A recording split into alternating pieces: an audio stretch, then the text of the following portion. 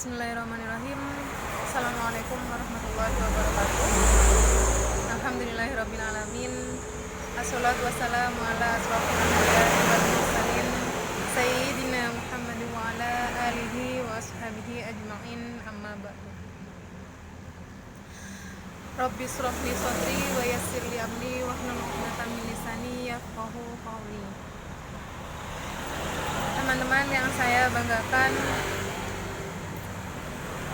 pada kesempatan kali ini saya ingin sharing sedikit tentang ilmu atau aturan agar kita senantiasa istiqomah di jalannya Allah Subhanahu wa taala. Yang pertama yaitu belajar.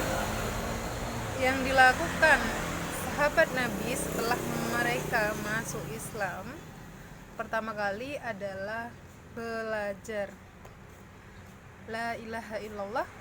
Tapi lihat pangkal ayatnya, fa'lam annahu qauluhu, berilmu dulu. Jangan hanya belajar tanpa berinteraksi, dalam artian bahwa kita diharuskan bertanya. Jangan belajar sendiri, memahami sendiri, menyimpulkan sendiri, lalu nyasar sendiri. Kita dianjurkan untuk mencari seseorang guru yang sudah berkompeten di bidangnya, terutama dalam bidang agama Islam, seseorang yang paham tentang aturan Allah dan seseorang yang paham tentang isi dan makna Al-Quran. Yang kedua, komunitas di sini sangat berpengaruh bagi masa depan iman kita, teman-teman. Carilah komunitas yang bisa memberikan kontribusi baik untuk masa depan kita, terutama dalam hal agama. Salah satunya adalah komunitas yang mengajak kita untuk rajin sholat berjamaah, rajin beramal, rajin bersedekah dan lain semacamnya. Namun sebaliknya, jika di dalam komunitas tersebut memberikan dampak negatif terhadap diri kita dan tingkat keimanan kita semakin menurun, maka kita dianjurkan untuk keluar dari komunitas tersebut. Jika ada yang bertanya, kalau saya keluar lalu siapa yang berdakwah? Kita tanya balik, teman-teman. Kira-kira antum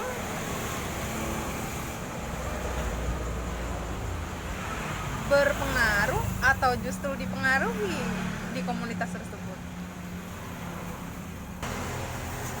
Yang ketiga, pentingnya menerima nasihat.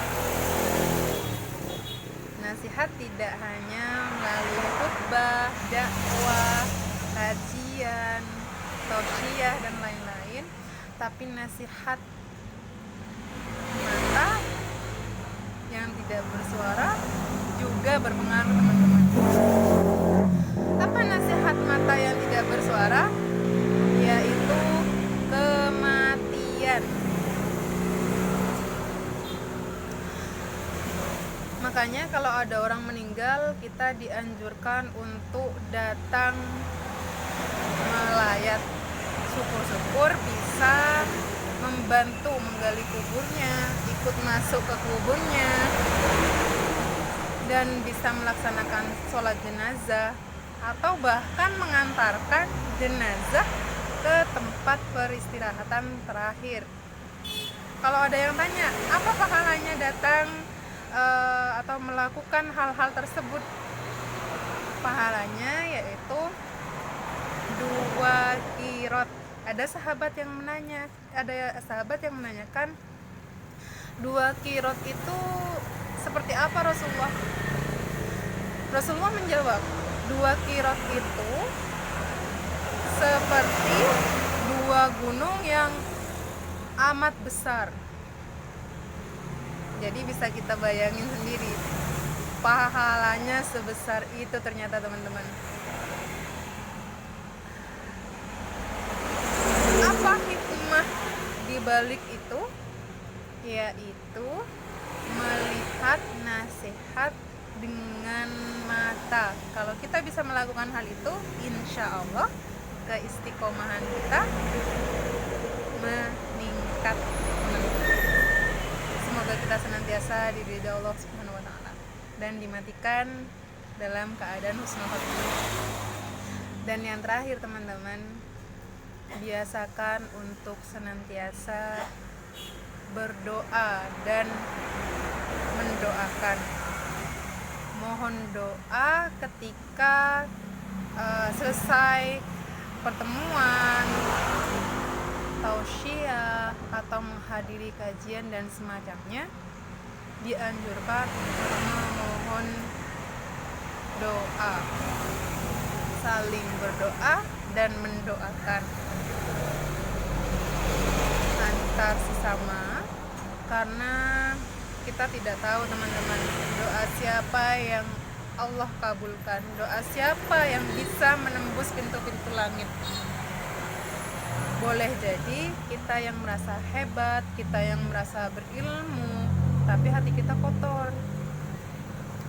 Sedangkan dia yang kita lihat berdosa, dia yang bukan siapa-siapa, dia bertobat, Allah bersihkan hatinya hingga terpancar doa dari hatinya.